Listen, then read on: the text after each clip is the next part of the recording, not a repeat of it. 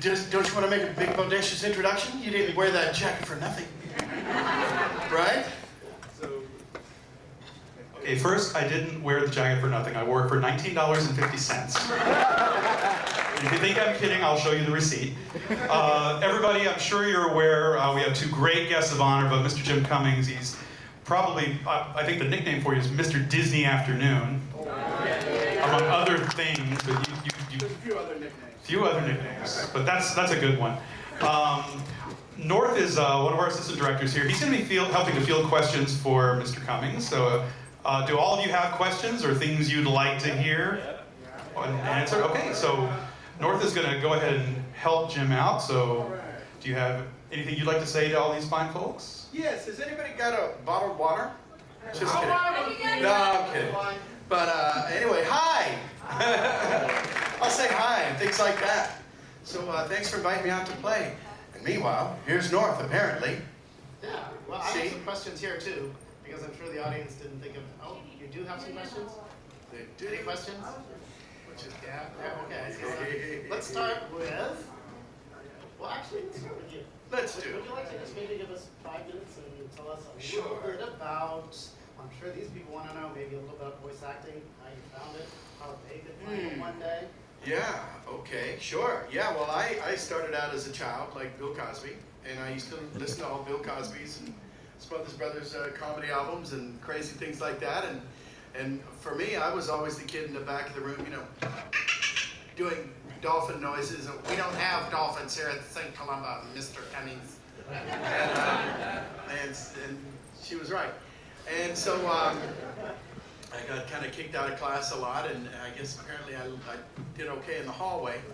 But I remember thinking as a kid that when my dad pointed out once that Mel Blanc was on TV doing something, he goes, "You see this guy? That guy does that Daffy Duck and the Taz and the Foghorn Leghorn, you know, the two guys, Bugs Bunny, you know." And I go, "Really?" And I was thinking, well, gosh, he's making a living doing stuff that gets me in trouble. And I said, well, I'll do that then, you know. And then Paul Winchell, same thing with all the incredible ventriloquism. And you know, people always say, well, how did you get started? I don't know that I got started knowingly at the age of 4, but I kind of did. Just by being an obnoxious child. I don't recommend it, but it worked out. But I was always at plays as a kid. I was born in Youngstown, Ohio, not too far. And I was always in plays, you know, like I say, I'd be 12 years old, but I'd want to go be the ogre or the wizard instead of the 12-year-old prince, because it was more of a stretch, and it was just more fun, and you know, bad guys seem to have had a pretty good time. And the prince was always like, oh, sure, no problem, let somebody else do that. You know, I'll be casting a spell on him to turn him into a weasel. It was more fun, so I accidentally was doing kind of research for my career, you know, as it turned out. And then in high school, I was on speech team, did all that stuff, and always knew that I would be either something in the arts. I paint for a living, paint pictures for a living, which I did for a little while. I painted murals and Mardi Gras floats and designed them in New Orleans for a few years. And I always wanted to, believe it or not, be a deckhand on a riverboat and a drummer in a strip joint on Bourbon Street. But so like I say, in the arts, you know, okay, maybe not dancing. You know, nobody wants to see me dance, including me. But you know, music and singing, acting, you know, painting, that was working for me. I'm no good at punching time cards or getting letters after my name, apparently. But on the other hand, I get to hang out with you guys. But you know, in '84, I made my first demo tape, which I guess, you know, for a voice actor, I mean, you know, you say voice actor, blah blah blah. I do voices. Well, the thing is, you're a character actor. You know, we're all character actors, guys like myself and Rob Paulson, Jess Harnell, or, you know, Frank Walker, Tara Strong, all our buddies. You know, we're all character actors, really, who just, well, you don't see us, so that helps. It keeps us out of the makeup a lot. And you don't have to worry about lighting, you know, obviously. But you know, it's just all done with the voice. You know, we were character actors who have characters who have interesting voices, and it just comes across that way. And I always joke around. I've been nominated for an Emmy 5 times, and I'm 0 for 5. But my joke is that anybody could win an Emmy if they get to use their face. How do you find it just works, Well, for me, they'll bring it to you. It's always good to get a picture, and the producer, the creator, the director, they'll be saying, well, this guy is very timid, or he's very shy, or else he's big and boisterous, and and you just sort of adjust, aim and fire, and keep firing until they go, oh, okay, that stinks, oh, that's pretty good. You stop at that's pretty good, and then you try to get that better, and so made a demo tape, shopped it around, and I accidentally got my first job I auditioned for on my day off. It was Dumbo Circus. Cable TV was just breaking, and that apparently Disney Channel was gearing up. Apparently they've done well with it. Those kids, I'll tell you. And I was Lionel the Lion on Dumbo Circus. It wasn't animation, but it was the folks in the animatronic costumes with the eyes that bulged and did all this weird stuff. And so that was my intro, and I didn't know that it was impossible to break into. Fortunately, I was, ignorance was bliss, and I'm still blissful. And so one thing led to another, and then I got an agent, and I think I lucked out as timing-wise, because at that point, as we had said, Disney Afternoon was gearing up, and there were a lot of shows breaking, and American animation was percolating away, and I was there at a nice time, and all the things that used to get me kicked out of class worked out, so now I get to come hang out with you guys, and so that was kind of how I started, But there's no formula though. People say, well, how do you do it? And I said, well, first you get a job at a steel mill, get kicked out of class, then you get on a riverboat. No, wait, that doesn't sound right. But it was the way it worked. And look, how about that? Seek and ye shall find. Our old friend Moisture. And by the way, happy Independence Day, happy 4th of July. God bless America. Where would this country be without this great land of ours, huh? You know what I mean? So yeah. How do you find a crazy character like Ed? Like Ed? Oh, What did they geez. tell you for that one? Well, I don't know. I think Ed's a syndrome. He might not even be a real character. It was funny because my friend Frank Welker, they got him first, and Frank is an amazing guy. He's not very much for publicity. He doesn't do a lot of, signing or, anything like that, but he's just the greatest guy in the world. And Frank's the kind of guy that, he was Slimer, he was Cujo in the Stephen King movie, 25 years ago. If you need a Martian snail from the south side of Chicago, Frank's the guy. Well, I guess they tapped him, and he just wasn't comfortable with it. He says, what's it called? He's crazy. And apparently he was right, and I am. And the way that we did Ed, it was very different. Well, they knew what they wanted with Ed. They wanted one wise guy, one Weisenheimer gal, Whoopi and Cheech, and then one guy who really didn't say anything, but who packed a lot of emotion and a lot of bodaciousness, and they are laughing hyenas, so you gotta laugh. Even when nothing's funny. So we're sitting around trying to, they didn't know what to do with him, for Lion King, and Rob Minkoff, Don Hahn, Roger Allers, and they're going, well, here, let's do this. So they got a legal pad. They go, here, write this down. Write down anger, betrayal, hysteria, lust, more anger, really hungry, hungrier than hell, and fearful and nutty and crazy and killer instinct. And they said, now take all of these words, all of these emotions, all of them, and turn them into laughs.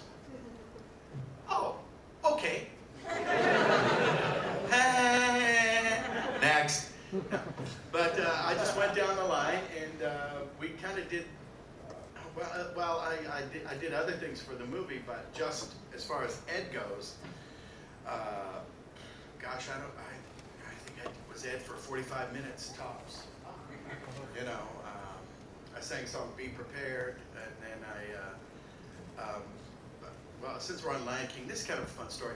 My friend Jess Harnell, who is one of the, you know, Wacko, Yakko, Wacko, and Dot, he's the little cute little fellow with the, you know, with the little hat, the red hat. And he, you know, he's a singer, I'm a singer. And Nathan Lane and Ernie Sabella were Timon and Pumbaa.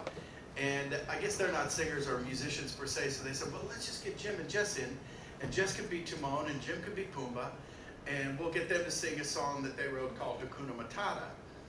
And so, you know, Elton John and Tim Rice wrote this song, and we're kind of singing. He was Timon, I was Pumbaa. When I was a young boy, and we're going through there, and Tim Rice wasn't there. He was the lyricist. He wrote the lyrics and the words.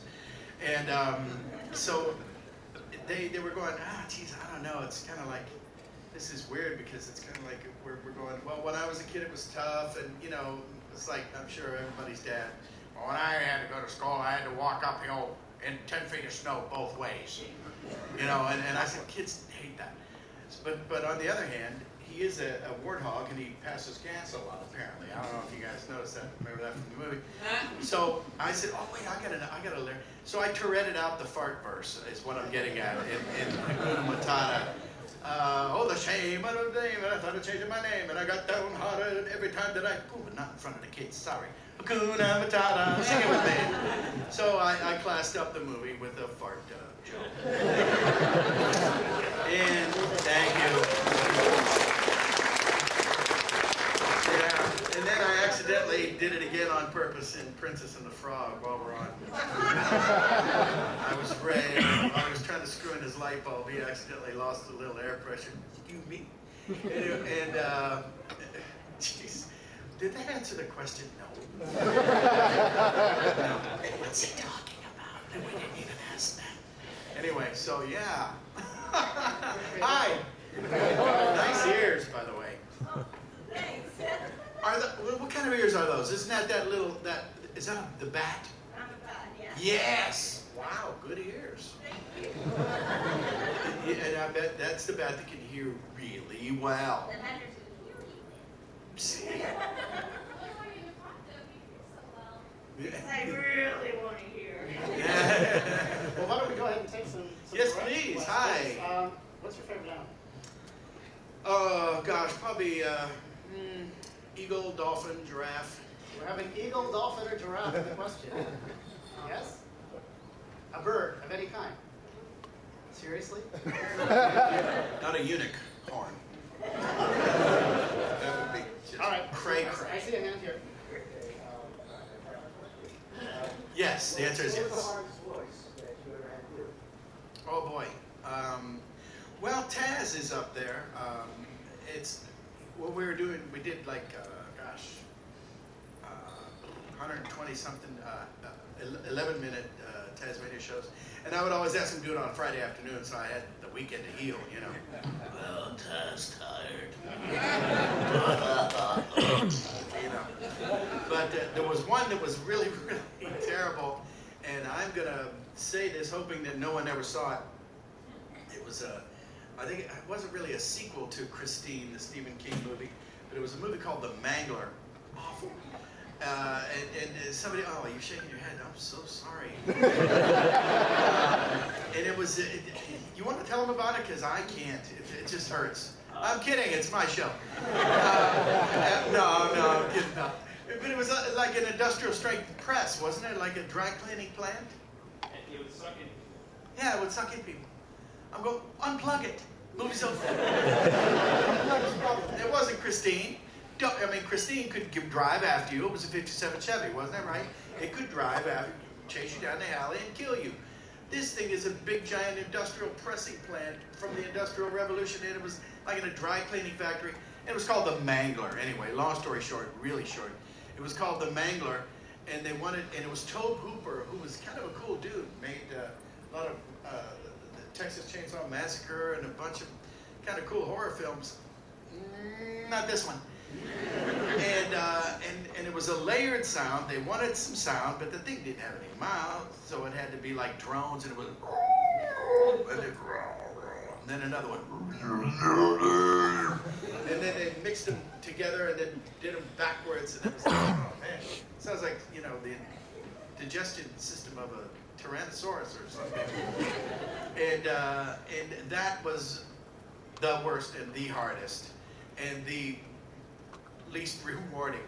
I was so happy they actually misspelled my name in the credits, and I went, yes. And then there's the Garbage Pail Kids movie. Oh!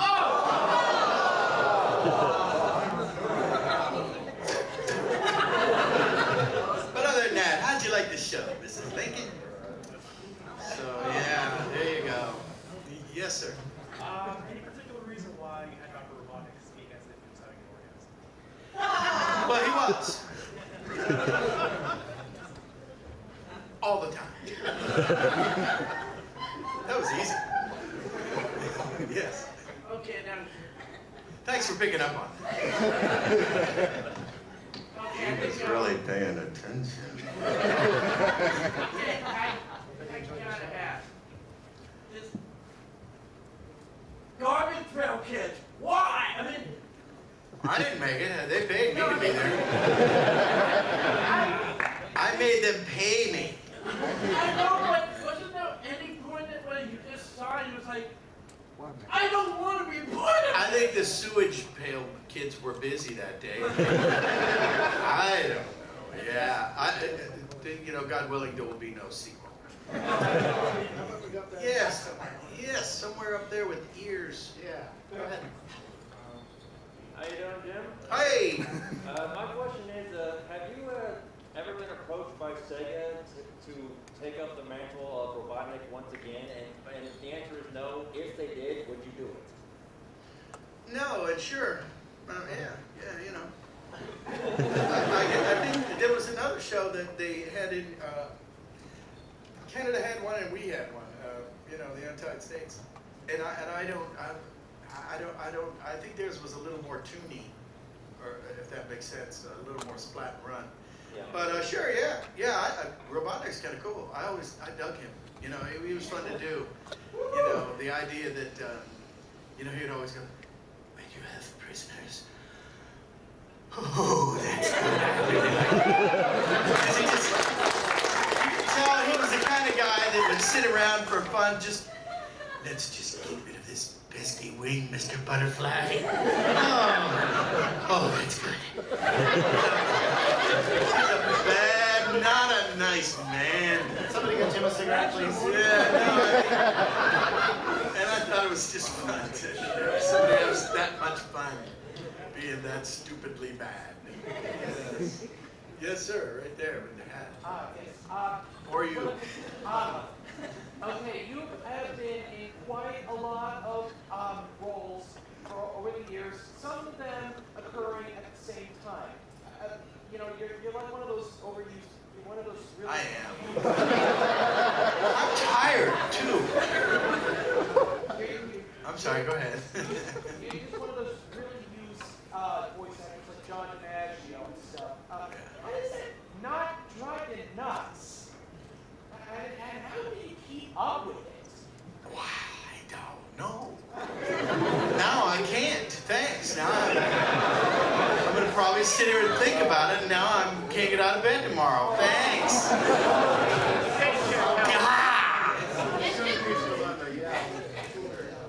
No, I don't know.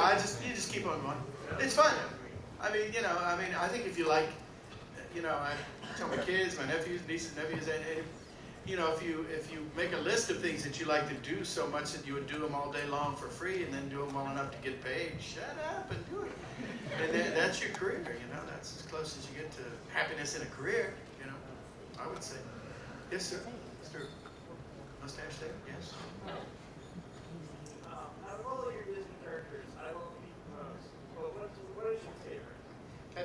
hear the questions pretty well? Yeah, would you Yeah. please? Okay, well, our questioner was asking of all the characters, you like Pete, right? Yeah, I like Pete most out of all your Disney characters. What's your favorite? He speaks highly of you as well. Yeah. So what's your favorite? Gosh, it's tough. I never have a good answer for that, or maybe I do, but Pete's really cool because if you think about it, he's tied for first place as the oldest Disney character. Because he was in Steamboat Willie with Mickey, right? That wasn't me. The 20s, 1920, whatever, 23, I don't know when that was, but it was a while ago. Yeah, I was very young. But so that's kind of cool. But then Pooh and Tigger are kind of like in their own category because I don't know, they come from literature, they're also from the 20s, although they originated in print in England, and they're kind of like their own, they're over there in this Mount Rushmore or the Smithsonian, whatever that would be of animation. So I tend to put them in their own category, but obviously they're way up there. But as far as just characters that have been more modern, I really enjoy the terror that flaps in the night. I gotta tell you, I am the terror that flaps in the night. And I am the bug that splatters across the windshield of crime. Because I am the Queen Duck. I'm glad you guys like it. And I gotta tell you, Ray is way up there. Princess and the Frog. He's one of my all-time favorites because he had everything. New Orleans is like my adopted hometown. And Princess Tiana, when she was 4 in the movie, she looked exactly like, you couldn't have told my daughter Gracie that she was not Princess Tiana because she looked so much like her. And then she bonded with Anika and Noni Rose, so that was kind of cool at the premiere. They were both dressed alike, and they looked like mini-me. It was really cool. So, New Orleans and music, and they even had food, come on. So I was there, and then, it's tough to pick. But as far as the Disney guys, those guys are way up there. So. I know Pooh and Tigger you inherited from Paul Winchell. What was it like working with him, and what did you learn from Paul? Oh, he's a great guy. Process happened. Yeah, well, Sterling Holloway, God rest his soul, of course they're both deceased, but I never got to meet Sterling, although I almost did once in Laguna Niguel, way before I was in the business. I was down there in a diner in a hotel, Laguna, California, and I thought there was nobody there, and I was there with my wife, and we see the waitress walk over across the room, and she says, "Are we ready to order now?" And you hear this little voice, "I believe I will have the chowder." And I went over, and there it was, and I didn't have enough nerve to go up and say hi to him. But as far as Paul, he was a buddy of mine. His daughter April is a friend of mine, and she played my wife on a few tunes too. She was Mrs. Pete and Lucky Piquel's wife in Bonkers, and so she was a good friend, and Paul was a good friend, and Paul, at one point when we were making the original series, he would come and go. He was an amazing guy. He invented one of the prototypes of the artificial heart, Knucklehead Smith, and Tigger. It's a natural progression. So, and he would go back and forth at the time to Africa to do research. He was trying to wipe out famine. This guy was amazing. And he would say, "Okay, now you're Tigger. Now don't forget now. Take care of my little buddy for me." That's, "Yes, sir." So I'm taking care of his little buddy. Up till now, anyway. But it was great. They were great people. Yes, why don't you pick? Because you're good at it. Well, how about this guy in the red on the side? He's had his hand up for like 15 minutes. When you were working with Universal, I believe it was in '95 with the movie Balto. What was your experience like with that? So the question is about the movie Balto in 1995, and what was his experience with that? Was that? Well, that's kind of cool. I think I was like, I've had this happen a few times. They went through, oh gosh, I want to say Brendan Fraser and maybe Matt, not Matthew Broderick. Anyway, they went through a couple, I jokingly call them face guys. And I get, Steven Spielberg was making Schindler's List at the same time, which, another natural progression, Balto, Schindler's List. Wow, juggling some bowling balls there. And they were getting close to, it was getting down to the wire, and of course Kevin Bacon was there, and Bob Hoskins, God rest his soul, and Phil Collins. Everybody was solid, but they couldn't get the bad guy. And so somebody called up ICM and said, "Oh, geez, even if he doesn't have a famous face." I always joke around saying I'm the token non-face sometimes in movies, which is fine. And that's how I got that job. I went out and read for it, and they were just desperate. They go, "All right, fine, use them." But as far as the experience, it was great because Stephen, like I say, he was kind of at wit's end. They're looking at a release date, and it'd be nice if we had the villain, because the good guy needs a bad guy to be good. And so he said, I'm just going to do this myself. So it was just he and I, and my agent had to tag along, like the only time he ever went to a job in his life, right? I go, "Oh, Steven Spielberg's going to be there. I should go. I'm going to go with you, just to make sure." So he did, and it was me and Steven Spielberg and my agent and the engineer sitting around in a studio all day long, yakking away, and we ended up talking about our kids. It was pretty cool, apparently things are working out for him too. You might want to jot that name down. But no, it was a lot of fun. It's fun being the bad guy every now and then. Oh, and has anybody ever heard of the 6 Degrees of Kevin Bacon game? Yes. I'm a 1. You guys are all 2s now. Let's go to this side of the room this time. How about you, sort of white shirt, midway? When he makes his entrance, he always throws out a random line.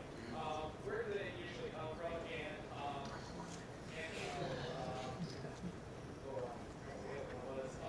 Drake Mallard is the answer to the next question.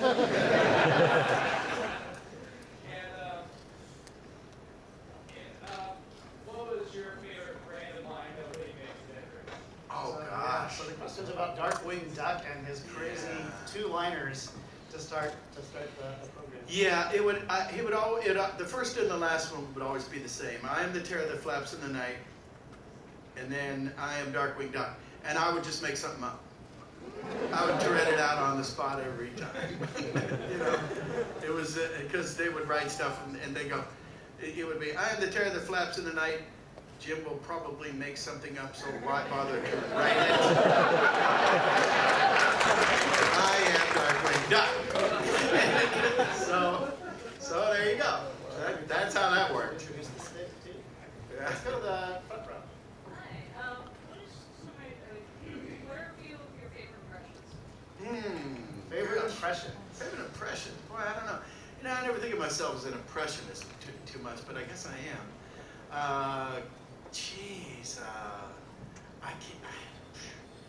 I do a meme, Robert Stack and George Smith, but nobody knows him.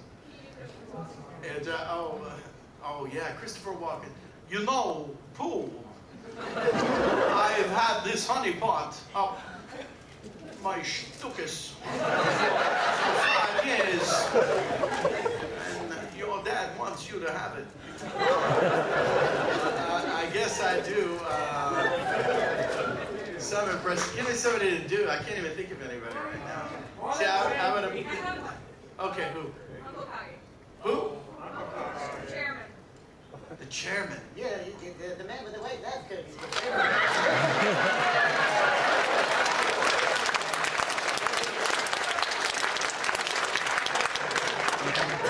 I don't know. Let's go center. Hey, way in the back. I see you way back there. Yep, you with the hat. I see you, man. Yep, go ahead. And What was your favorite thing to work on?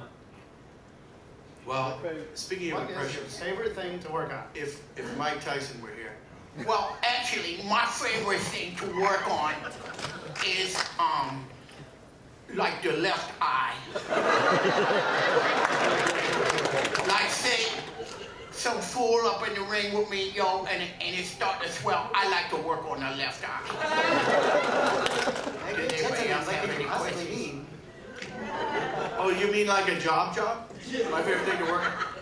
Oh, you know, anything that sings, I like, it's always fun when characters sing, you know, those are the best ones.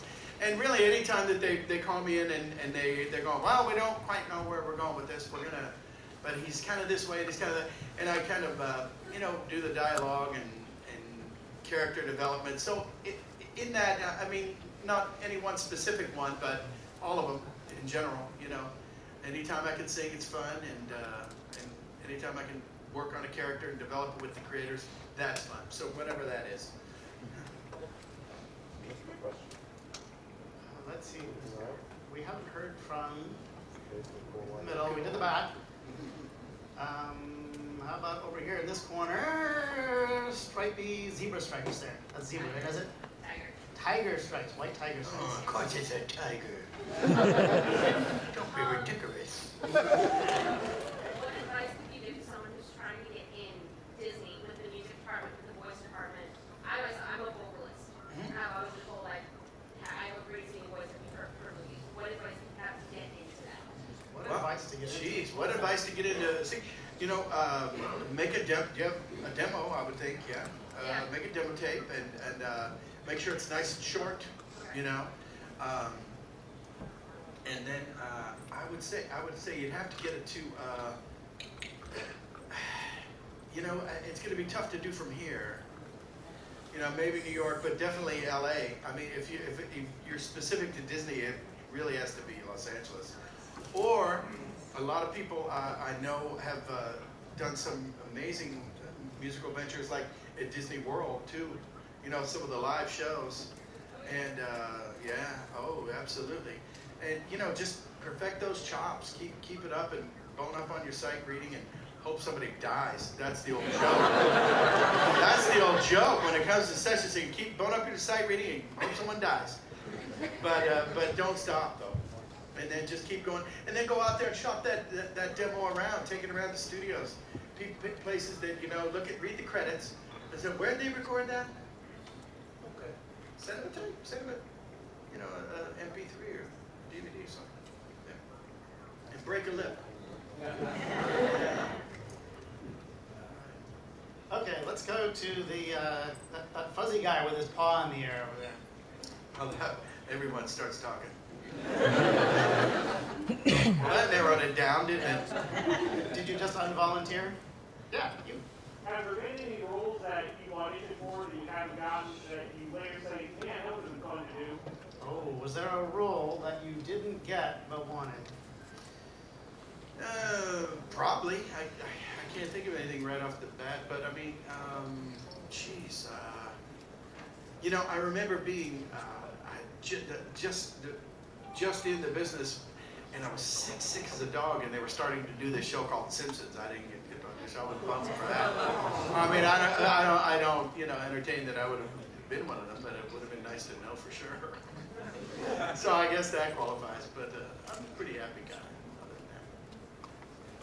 We'll go back over. How about front row, green shirt? Were you nervous about when you had certain meetings go after Halloween night? And I hate to ask you this, but can you do some of Darth Vader's lines in the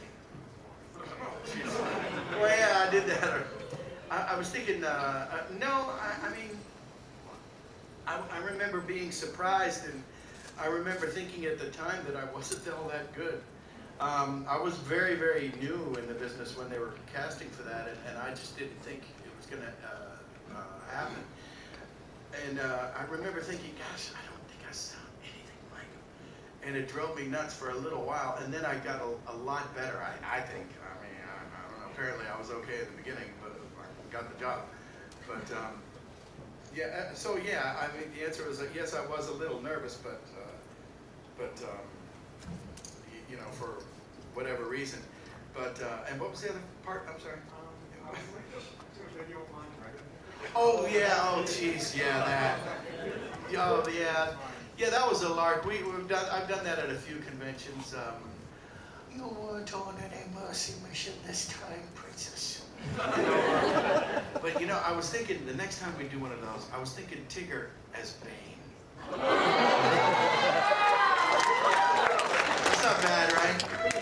Oh, wait a second there, Batman. Oh, no, I don't think so. I mean, it's just easy enough to work.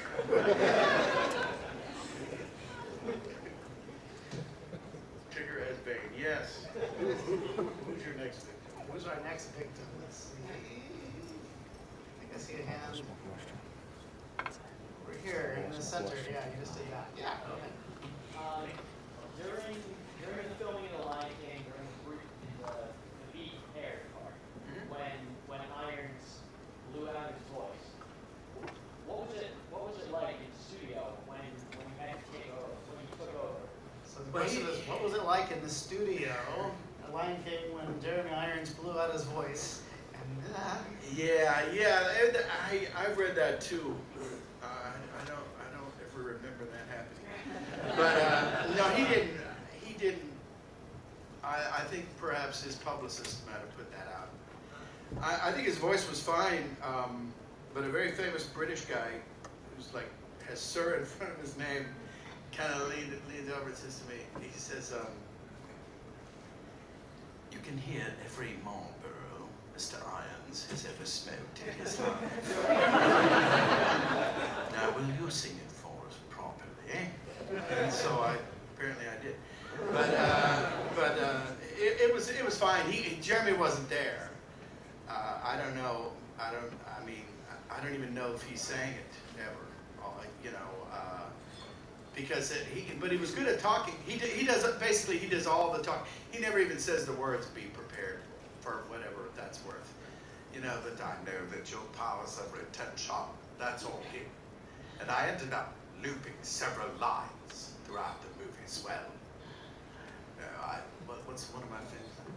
I ended up at the shallow end of the gene pool.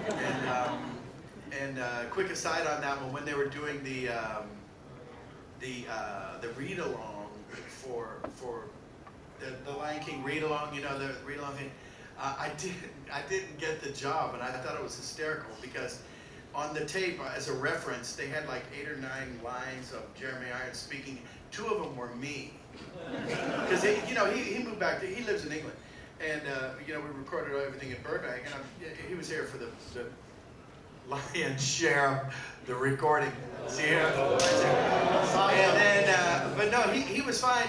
But I guess he just went back to England, and then some of the lines you couldn't tell what the heck he was saying. You know, he slur a line. So I ended up looping some of the lines, but I did singing. But like I say, a quick aside, I thought it was hysterical that I was on and I'm going, well, that third line is me. Yeah, I'm sorry, that's Jeremy Irons. He's a classic actor. Thank you. No, it really is. Well, while we're on villains, I have to ask. I have to ask about Don Carnage.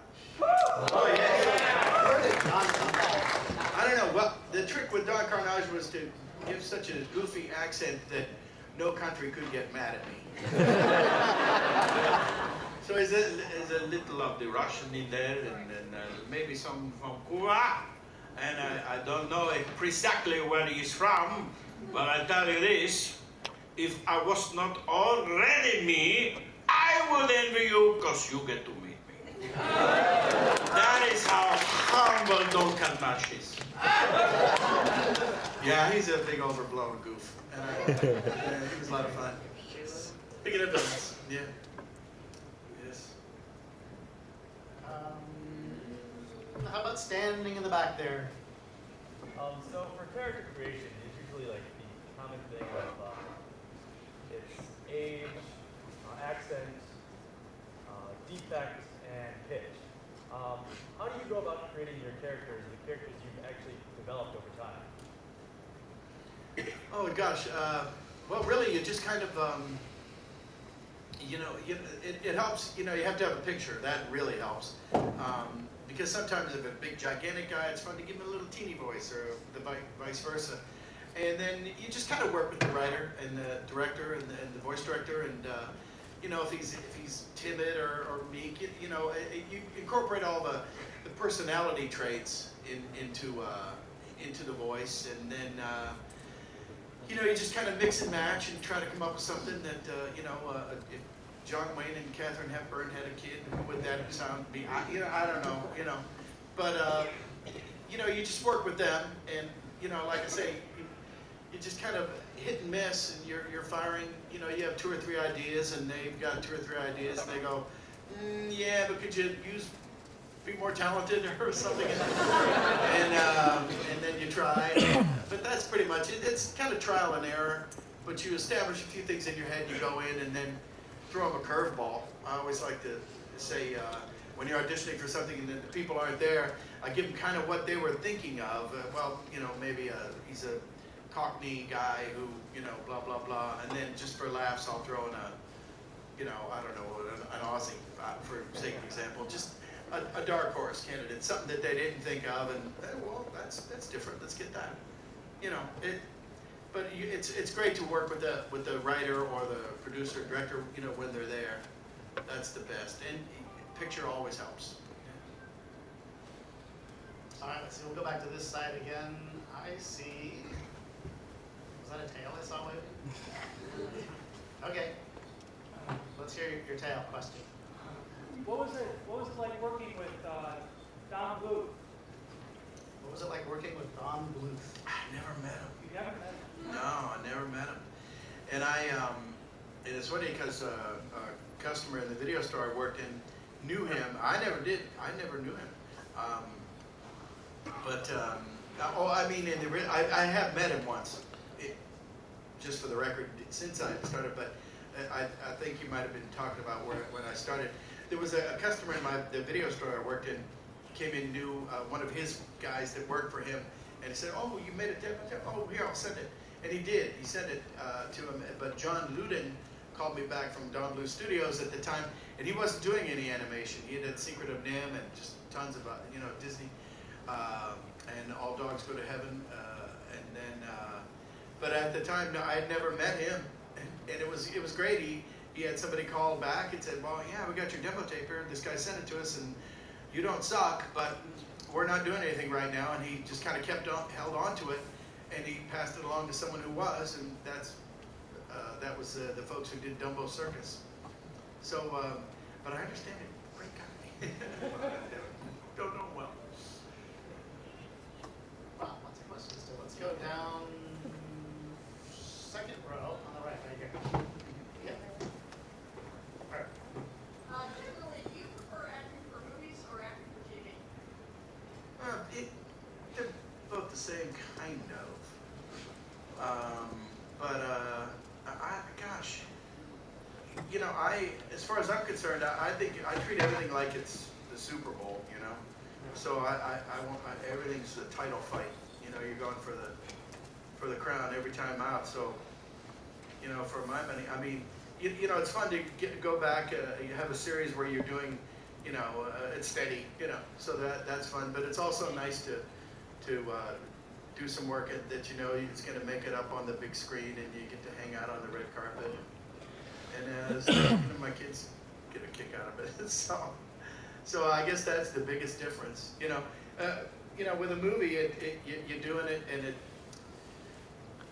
it takes 3 years. I mean, you wouldn't think so, but it takes a little longer even than some series last. Because you do one season and it gets canceled and that's gone. But for a movie, I mean, you're kind of working on it for a couple of years, like from very, very, very first audition to red carpet, a few years. So movies take longer in that sense, but it'd be tough to choose which one I love. But I really do love them both. It's because they're both variations of the same thing that I'm all about. That's for sure. So yeah. All right, let's go to the gentleman in the far back center with the camera there. Please check your shirt. Yeah, I got a random question. It's probably not too random, but since you play the voice of Don Connard so well, what do you think his reaction would be if he was an Anthrocon right now? What would Don Connard do if he were an Anthrocon right now? Like if he would have saw all of around us. for some of those little foxes you call them. I think you understand. Thank you. No mystery on that one, right? How about? And the survey said. Yeah, front and center, right? Hey, Yeah, you talked a lot about, working like in a coal mill in Hightown and a Burton Street video store. You haven't mentioned like training at all. Do you have any training in voice work at all? And if not, okay. But if so, can you elaborate and then you can also suggest?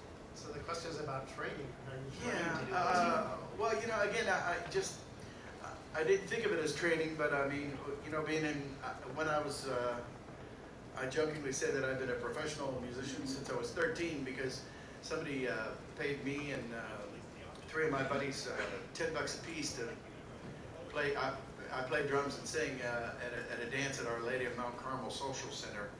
So, and if somebody apparently, if they give you money for doing something, you're a professional.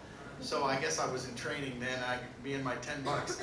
But, just jumping in and doing it, I didn't even think of it as training. Like I said, I was in all those plays, and I was on the speech team, or individual events, where you do humorous interpretation, and you do cuts from movies, and you do all 4 or 5 characters. And so I guess in that sense, I was training. Didn't think of it that way. I was just playing around, having fun, doing stuff used to get me kicked out of class, like I say. But I took a workshop. Andrea Romanos and Sue Blue, Andrea, I've got a bagrillion Emmys for voice directing. Great lady, and then Sue Blue was her teaching partner at the time. And that was in '85, and I took a workshop, and I thought it was good just to meet people who were in the business by virtue of taking the workshop, and so that helped, and that was really it, like I say, I mean, you can think of it as training, but just go out there, and I always tell kids, well, do a puppet show for your friends, do all of the characters, and you're training, having fun. Yes. All right, let's see, we have time for just a couple more. All right. Lower left, right up front. A couple weeks ago, I got a chance to talk to Greg Berger, and I asked him about Lorenzo music. Some crazy stories. Do you have any crazy stories about Lorenzo? Oh gosh. Lorenzo music. Lorenzo music. God bless him. Well, I don't know if I have any crazy stories. He was a nice guy, and he used to joke around and say, because I used to pinch hit for him just as reads on when we would do the Gummy Bears because he was busy doing something. And I went to my bad Garfield or Lorenzo, but he was just a sweetheart of a guy, and I don't know if this qualifies as a story, but he was Tummy Gummy in the Gummy Bear. You guys remember Gummy Bears? This is funny because I just, for Christmas, my oldest daughter went and got a bunch of our old VHS movies and put them on DVD for me because you do them and you never watch them again. Well, I've got the whole Gummy Bears session, the very last, because I was doing Zombie Gummy. Paul had retired. Plus, I was Chummy and I was a couple other characters. But anyway, luck of the draw, I was on the very, very, very last Gummy Bear show. So I brought, remember the video cameras? They were these big, jukeboxes you had to carry around. And I'm sitting there and I'm in the booth and there's Katie Lee and Rob Paulson and Peter Cullen, June Foray, Walker Edmiston, Lorenzo Music, and Will Ryan and Pat Music, and oh my gosh, Noel North. The whole Gummy Bear crew was there, and Lorenzo's there in his finest, and he was a Jewish guy, and he would always wear like his summer yarmulke, which was like a doily, and I thought, okay, sure. Well, you have to keep cool, and one of my favorite lines of his was that it was easy for him to become a success because he kept his goals so low. that they were highly achievable, so it made him happier. But he was a sweetheart of a guy, that's for sure. Yes. Well, to finish up, I'd just like to ask one more question. Yes. That is, can you think of a time when you were working, maybe in the studio, something like that, when you thought, you know what, this is really cool. This moment is really good. Well, yeah, I remember thinking at my very first 2 or 3 shows in that I thought, well, in a Dumbo Circus, and I realized, I said, well, you know, gosh, they say they're going to do 65 of these or 120 of those, and I thought, well, okay, well, this is like number 3. Okay, well, there's like a couple more paychecks here coming in, and I was thinking that it really was good because I'd been a drummer and a singer and this and that, and there didn't seem to be any real long-term security in that, but this one finally clicked, and I thought, wow, maybe. And it was back then, it was probably like the 3rd or 4th show of Dumbo Circus that I thought, okay, if this keeps up, boy, that'll be really cool, you know. So, knock on wood, it'll be 30 years in September since I started. So, and I still think it's really cool every day. Well, I'd like to leave you with the last word. Is there anything else that you'd like to say before we finish up? No, thank you for coming out, and thank you for noticing me, as my buddy Eeyore would say. And you know, I'm just glad that folks get a kick out of what I do and all my crazy friends. And God bless each one of you. And hey, keep up the good work. God bless America. Happy birthday, and be anthropomorphic.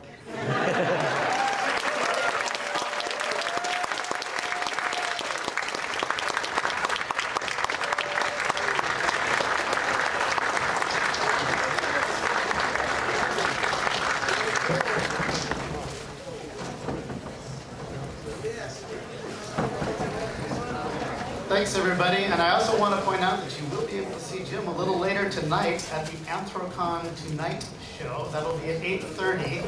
He's got a little surprise for you there.